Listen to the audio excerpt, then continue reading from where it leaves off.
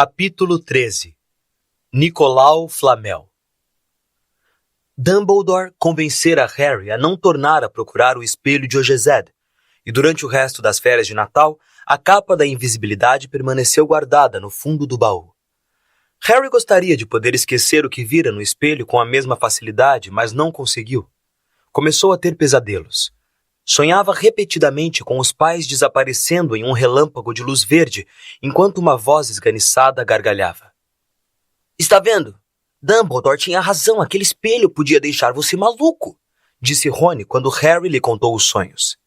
Hermione, que voltou um dia antes do período letivo começar, viu as coisas de outro modo. Estava dilacerada entre o horror de pensar em Harry fora da cama, perambulando pela escola 3 noites seguidas, e se Filch tivesse te apanhado? E o desapontamento que ele não tivesse ao menos descoberto quem era Nicolau Flamel. Quase perdera as esperanças de encontrar Flamel em um livro da biblioteca, embora Harry tivesse certeza de que lera o nome em algum lugar. Quando o novo período letivo começou, eles voltaram a folhear os livros durante os 10 minutos de intervalo entre as aulas. Harry tinha ainda menos tempo do que os outros dois, porque o treino de quadribol recomeçara. Olívio estava puxando pelo time como nunca fizera antes. Até mesmo as chuvas intermináveis que substituíram as nevadas não conseguiram esmorecer a sua animação. Os Weasley reclamavam que Olívio estava se tornando fanático, mas Harry o apoiava. Se ganhassem a próxima partida contra a Lufa-Lufa, passariam à frente da Sonserina no campeonato das casas pela primeira vez em 7 anos. Além do desejo de ganhar, Harry descobriu que tinha menos pesadelos quando voltava exausto dos treinos. Então, durante um treino particularmente chuvoso e enlameado, Olívio deu uma notícia ruim ao time. Acabara de se enfurecer com os Weasley, que davam mergulhos violentos um sobre o outro e fingiam cair das vassouras. "Vocês querem parar de se comportar feito bobos?" berrou. "Isso é o tipo de atitude que vai fazer a gente perder o jogo. Snape vai apitar dessa vez e vai procurar qualquer desculpa para tirar pontos da Grifinória." George Weasley realmente caiu da vassoura ao ouvir isso. "Snape vai apitar o jogo?" perguntou, embolando as palavras com a boca cheia de lama. "Quando foi na vida que ele apitou um jogo de quadribol? Ele não vai ser imparcial se tivermos chances de passar à frente da Sonserina." O resto do time pousou ao lado de George para reclamar também. "A culpa não é minha", disse Olívio. "Nós é que vamos ter de nos cuidar e jogar uma partida limpa, para não dar a Snape desculpa para implicar conosco." Estava tudo muito bem, pensou Harry, mas ele tinha outra razão para não querer Snape por perto quando estivesse jogando quadribol. Os outros jogadores se demoraram conversando no final do treino como sempre faziam, mas Harry rumou direto para a sala comunal da Grifinória, onde encontrou Rony e Hermione jogando xadrez. Xadrez era a única coisa em que Hermione perdia, uma experiência que Rony e Harry achavam que lhe fazia muito bem. "Não fale comigo agora", pediu Rony quando Harry se sentou ao seu lado. "Preciso me concentrar." Aí viu a cara de Harry. "O que aconteceu com você? Está com uma cara horrível." Falando baixinho para ninguém mais ouvir, Harry contou aos dois o desejo sinistro e súbito de Snape de ser juiz de quadribol. "Não jogue", disse Hermione na mesma hora. "Diga que está doente", aconselhou Rony. "Finja que quebrou a perna", sugeriu Hermione. "Quebre a perna de verdade", insistiu Rony. "Não posso", respondeu Harry. "Não temos apanhador reserva. Se eu fujo, Grifinória não vai poder jogar." Naquele momento, Neville entrou aos tombos na sala comunal. Como conseguira passar pelo buraco do retrato, ninguém sabia, porque tinha as pernas grudadas, pelo que eles imediatamente reconheceram ser o feitiço da perna presa. Devia ter precisado andar aos pulos como um coelho até a torre da Grifinória. Todo mundo caiu na gargalhada, menos Hermione, que ficou em pé de um salto e fez o contrafeitiço. As pernas de Neville se separaram e ele se endireitou, tremendo. "O que aconteceu?" perguntou Hermione, levando-o para se sentar com Harry e Rony. "Malfoy", disse Neville com a voz trêmula. "Encontrei-o na saída da biblioteca. Ele disse que estava procurando alguém em quem praticar o feitiço." "Vá procurar a professora Minerva", insistiu Hermione. "Dê parte dele." Neville sacudiu a cabeça. "Não quero mais confusão", murmurou. "Você tem de enfrentá-lo, Neville", disse Rony. "Ele está acostumado a pisar nas pessoas, mas não há razão para você se deitar aos pés dele para facilitar." "Não precisa me dizer que eu não sou bastante corajoso para pertencer à Grifinória. Draco já fez isso", disse Neville engasgado. Harry apalpou o bolso de suas vestes e tirou um sapo de chocolate, o último da caixa que Hermione lhe dera no Natal. Deu-o a Neville, que estava com cara de quem ia chorar. Você vale 12 dracos, disse Harry. O chapéu seletor escolheu você para a Grifinória, não foi? E onde está Draco? Naquela Sonserina nojenta. A boca de Neville se contraiu num sorrisinho enquanto desembrulhava o sapo. Obrigado, Harry. Acho que vou para a cama. Você quer a figurinha? Você coleciona, não é? Quando Neville se afastou, Harry olhou para a figurinha de bruxo famoso. Dumbledore outra vez. Ele foi o primeiro que... E soltou uma exclamação. Olhou para o verso do cartão. Em seguida olhou para Rony e Hermione. Encontrei! Murmurou. Encontrei Flamel! Eu disse a vocês que tinha lido o nome dele em algum lugar. Li-o no trem a caminho daqui. Escutem só isso. Dumbledore é particularmente famoso por ter derrotado Grindelwald, o Bruxo das Trevas, em 1945, por ter descoberto os 12 usos do sangue de dragão e por desenvolver um trabalho de alquimia em parceria com Nicolau Flamel. Hermione ficou em pé de um salto. Não parecia tão animada desde que eles tinham recebido as notas do primeiro dever de casa. Não saiam daqui, disse e saiu escada acima em direção aos dormitórios das meninas. Harry e Rony mal tiveram tempo de trocar um olhar intrigado e ela já estava correndo de volta, com um enorme livro velho nos braços. Nunca pensei em olhar aqui, falou excitada. Tirei-o da biblioteca há semanas para me distrair um pouco. Distrair? Admirou-se Rony, mas Hermione mandou-o ficar quieto enquanto procurava alguma coisa e começou a folhear as páginas do livro, ansiosa, resmungando para si mesma. Finalmente, encontrou o que procurava. Eu sabia! Já podemos falar? Perguntou Rony de mau humor. Hermione não lhe deu resposta. Nicolau Flamel, sussurrou ela teatralmente. É, ao que se sabe, a única pessoa que produziu a Pedra Filosofal. A frase não teve bem o efeito que ela esperava. Ao quê? Exclamaram Harry e Rony. Francamente, vocês dois não leem? Olhem, leiam isso aqui. Ela empurrou o livro para os dois, que leram. O antigo estudo da alquimia preocupava-se com a produção da Pedra Filosofal, uma substância lendária com poderes fantásticos. A pedra pode transformar qualquer metal em ouro puro. Produz também o elixir da vida, que torna quem o bebe imortal. Falou-se muito da Pedra Filosofal durante séculos, mas a única pedra que existe presentemente pertence ao Sr. Nicolau Flamel, o famoso alquimista e amante da ópera. O Sr. Flamel, que comemorou o seu 665º aniversário no ano passado, leva uma vida tranquila em Devon com sua mulher, Perenelle, 658 anos. Viram? Disse Hermione quando Harry e Rony terminaram. O cachorro deve estar guardando a Pedra Filosofal de Flamel. Aposto que ele pediu a Dumbledore que a guardasse em segurança, porque são amigos e ele sabia que alguém andava atrás dela. Esse é o motivo por que Dumbledore quis transferir a Pedra de Gringotts. Uma pedra que produz ouro e não deixa a gente morrer, exclamou Harry. Não admira que Snape ande atrás dela. Qualquer um andaria. E não admira que não conseguíssemos encontrar Flamel em estudos dos avanços recentes em magia, disse Rony. Ele não é bem recente, se já fez 665 anos, não é mesmo? Na manhã seguinte, na sala de defesa contra as artes das trevas, enquanto copiavam as diferentes maneiras de tratar mordidas de lobisomem, Harry e Rony continuavam a discutir o que fariam com uma pedra filosofal se tivessem uma. Somente quando Rony disse que compraria o próprio time de quadribol, foi que Harry se lembrou de Snape e da partida que se aproximava. Eu vou jogar, disse a Rony e Hermione. Se não fizer isso, o pessoal da Sonserina vai pensar que tenho medo de encarar Snape. Vou mostrar a eles. Vamos tirar aquele sorriso da cara deles se vencermos. Desde que a gente não acabe tirando você da quadra, disse Hermione. À medida que a partida se aproximava, porém, Harry foi ficando cada vez mais nervoso, mesmo que negasse isso para Rony e Hermione. O resto do time também não estava tão calmo assim. A ideia de passar à frente da Sonserina no campeonato das casas era maravilhosa. Ninguém fazia isso havia quase 7 anos. Mas será que conseguiriam, com um juiz tão parcial?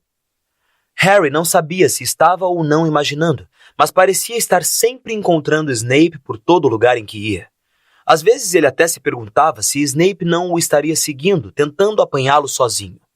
As aulas de poções estavam se transformando numa espécie de tortura semanal, de tão ruim que Snape era com Harry. Seria possível que Snape tivesse descoberto que os meninos haviam lido sobre a Pedra Filosofal? Harry não imaginava como. No entanto, por vezes, tinha a horrível sensação de que Snape podia ler pensamentos. Harry sabia que, quando lhe desejassem boa sorte à porta do vestiário na tarde seguinte, Rony e Hermione estariam se perguntando se o veriam vivo outra vez. Isto não era o que se poderia chamar de consolo. Harry mal ouviu uma palavra da conversa de Olívio para animar os jogadores, enquanto vestia o uniforme de quadribol e apanhava sua Nimbus 2000. Entre mentes, Rony e Hermione tinham encontrado um lugar nas arquibancadas junto a Neville, que não conseguia entender por que eles estavam tão sérios e tampouco porque haviam trazido as varinhas para o jogo. Mal sabia Harry que Rony e Hermione tinham andado praticando secretamente o feitiço da perna presa. Tinham tido essa ideia ao verem Draco usá-lo contra Neville e estavam preparados para usá-lo contra Snape se ele desse o menor sinal de querer machucar Harry. Agora não esqueça, é Locomotor Mortis, cochichou Hermione enquanto Rony escondia a varinha na manga. Eu sei, Rony respondeu com maus modos. Não chateia. Mas no vestiário, Olívio puxara Harry para um lado. Não quero pressioná-lo, Potter, mas se há um dia em que precisamos agarrar o pomo logo de saída, é hoje. Termine o jogo antes que Snape possa favorecer Lufa-Lufa demais. A escola inteira está lá fora, disse Fred Weasley, espiando para fora da porta. Até mesmo... Putz! Dumbledore veio assistir. O coração de Harry deu um salto. Dumbledore? Disse, correndo até a porta para se certificar. Fred tinha razão. Não havia como confundir aquela barba prateada. Harry poderia ter dado uma grande gargalhada de alívio. Estava seguro. Simplesmente não havia jeito de Snape ousar machucá-lo se Dumbledore estivesse assistindo. Talvez fosse por isso que Snape estava com a cara tão zangada na hora em que os times entraram em campo, uma coisa que Rony também reparou. Nunca vi Snape com uma cara tão feia, disse a Hermione. Olhe, começou. Ai! Alguém cutucara Rony na cabeça. Era Draco. Ah, desculpe, Weasley, não vi você aí. Draco deu um largo sorriso para Crabbe e Goyle. Quanto tempo será que Potter vai se aguentar na vassoura dessa vez? Alguém quer apostar? E você, Weasley? Rony não respondeu. Snape acabara de aplicar uma penalidade na Grifinória porque George Weasley mandara um balaço nele. Hermione, que mantinha todos os dedos cruzados no colo, apertava os olhos fixos em Harry, que circulava sobre os jogadores como um falcão, à procura do pomo. Sabe como eu acho que eles escolhem jogadores para o time da Grifinória? Disse Draco bem alto alguns minutos depois, quando Snape aplicou nova penalidade na Grifinória sem a menor razão. Escolhem as pessoas que dão pena. Vê só, o Potter, que não tem pais, depois os Weasley, que não tem dinheiro. Você também devia estar no time, Longbottom. Você não tem miolos. Neville ficou muito vermelho, mas se virou para encarar Draco. Eu valho 12 Dracos, Malfoy, gaguejou ele. Draco, Crabbe e Goyle rolaram de rir, mas Rony, que continuava sem coragem de despregar os olhos do jogo, disse: Isso mesmo, responda a ele, Neville. Longbottom, se miolos fossem ouro, você seria mais pobre do que o Weasley, e isso já é muita coisa. Os nervos de Rony já estavam esticados ao máximo de tanta preocupação com o Harry. Estou lhe avisando, Draco. Mais uma palavra... Rony! Disse Hermione de repente. Harry! Que? Onde? Harry inesperadamente dera um mergulho espetacular, que provocou exclamações e vivas da torcida. Hermione se levantou, os dedos cruzados na boca, enquanto Harry voava para o chão como uma bala. Você está com sorte, Weasley. Potter com certeza localizou dinheiro no chão, disse Draco. Rony reagiu. Antes que Draco soubesse o que estava acontecendo, Rony partiu para cima dele e o derrubou no chão. Neville hesitou, depois pulou o encosto da cadeira para ajudar. Vamos, Harry! Hermione gritou, pulando em cima da cadeira para observar Harry se precipitar na direção de Snape. Ela nem sequer reparou que Draco e Rony estavam embolados embaixo de sua cadeira, nem nos pés arrastados e gritos que saíam do redemoinho de socos que era Neville, Crabbe e Goyle. No alto, Snape virou na vassoura bem em tempo de ver uma coisa vermelha passar veloz por ele, deixando de atingi-lo por centímetros. E no segundo seguinte, Harry saía do mergulho, o braço erguido em triunfo, o pomo seguro na mão. As arquibancadas explodiram. Tinha que ser um recorde. Ninguém era capaz de se lembrar do pomo ter sido agarrado tão depressa. Rony, cadê você? A partida terminou. Harry ganhou. Nós ganhamos. Grifinória está na frente. Gritava Hermione, dançando da cadeira para o chão e dali para a cadeira e se abraçando com Parvati na fileira da frente. Harry saltou da vassoura antes de chegar ao solo. Não conseguia acreditar. Agarrara. O jogo terminou, nem chegara a durar 5 minutos. Quando Grifinória invadiu o campo, ele viu Snape pousar ali perto, a cara branca e os lábios contraídos. Depois, Harry sentiu uma mão no seu ombro, ergueu a cabeça e se deparou com o rosto sorridente de Dumbledore. Muito bem, disse Dumbledore baixinho, de modo que somente Harry pudesse ouvir. Que bom ver que você não ficou pensando naquele espelho. Manteve-se ocupado? Excelente. Snape cuspiu com amargura no chão. Harry deixou o vestiário sozinho algum tempo depois para levar sua Nimbus 2000 de volta à garagem. Não se lembrava de ter se sentido mais feliz. Realmente fizera agora uma coisa de que poderia se orgulhar. Ninguém poderia mais dizer que ele era apenas um nome famoso. O ar da noite nunca lhe parecera mais gostoso. Caminhou pela grama úmida, revivendo mentalmente a última hora, que era um borrão de felicidade. Grifinória correndo para erguê-lo nos ombros. Rony e Hermione à distância, pulando de alegria. Rony dando vivas com o nariz escorrendo sangue. Harry chegara à garagem. Recostou-se na porta de madeira e contemplou Hogwarts, com suas janelas avermelhadas pelo sol poente. Grifinória na liderança. Ele conseguira, mostrara a Snape, e por falar em Snape, uma figura encapuzada descia rapidamente os degraus de entrada do castelo. Sem dúvida não queria ser vista, andava o mais depressa que podia, em direção à Floresta Proibida. A vitória de Harry se apagou de sua mente enquanto a observava. Reconheceu o andar predador da figura. Snape, escapulindo até a floresta enquanto todos jantavam? O que estava acontecendo? Harry tornou a montar a Nimbus 2000 e levantou o voo. Planando silenciosamente sobre o castelo, viu Snape entrar na floresta correndo. Seguiu-o. As árvores eram tão juntas que ele não conseguia ver aonde fora Snape. Voou em círculos cada vez mais baixos, roçando a copa das árvores até que ouviu vozes. Planou em direção a elas e pousou, sem ruído, em uma alta bétula. Subiu com cuidado em um dos ramos, segurando-se firme na vassoura, tentando espiar por entre as folhas. Embaixo, na clareira sombria, estava Snape, mas não estava sozinho. Quirrell estava com ele.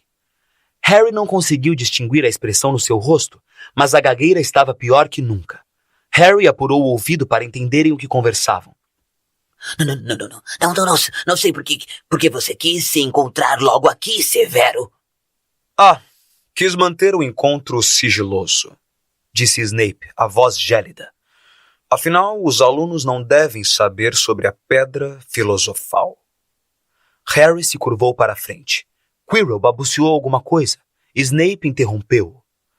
Você já descobriu como passar por aquela fera do Hagrid? Mas, Severo, Você não quer que eu seja seu inimigo, Quirrell. Ameaçou Snape, dando um passo em direção a ele. Não sei o que você... Você sabe perfeitamente o que quero dizer. Uma coruja piou alto e Harry quase caiu da árvore. Firmou-se em tempo de ouvir Snape dizer: As suas mágicas de Araque. Estou esperando. Mas eu não... Muito bem, interrompeu o Snape. Vamos ter outra conversinha em breve, quando você tiver tido tempo de pensar nas coisas e decidir com quem está a sua lealdade. E jogando a capa por cima da cabeça, saiu da clareira. Estava quase escuro agora, mas Harry pôde discernir Quirrell, parado muito quieto, como se estivesse petrificado. Harry, onde é que você esteve? Perguntou Hermione com a voz esganiçada. Vencemos! Você venceu! Nós vencemos! Gritou Rony, dando palmadas nas costas de Harry. E deixei o olho de Draco roxo e Neville tentou enfrentar Crabbe e Goyle sozinho. Ainda está desacordado, mas Madame Pomfrey diz que ele vai ficar bom. Isso é que é mostrar a Sonserina.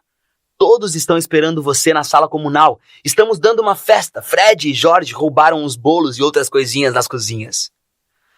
Deixem isso para lá agora, disse Harry sem fôlego. Vamos procurar uma sala vazia. Esperem até ouvirem isso. Ele verificou se Pirraça não estava na sala antes de fechar a porta. Depois contou aos amigos o que vira e ouvira. Então tínhamos razão. É a Pedra Filosofal e Snape está tentando obrigar Quirrell a ajudá-lo a roubar. Ele perguntou se o outro sabia como passar por Fofo e falou alguma coisa sobre as magiquinhas de Quirrell. Imagino que haja outras coisas protegendo a pedra além de Fofo. Uma porção de feitiços, provavelmente, e Quirrell deve ter feito algum contrafeitiço de que Snape precisa para entrar. Você quer dizer que a pedra só está segura enquanto Quirrell resistir a Snape? Perguntou Hermione, alarmada. Terça-feira ela terá desaparecido, disse Rony.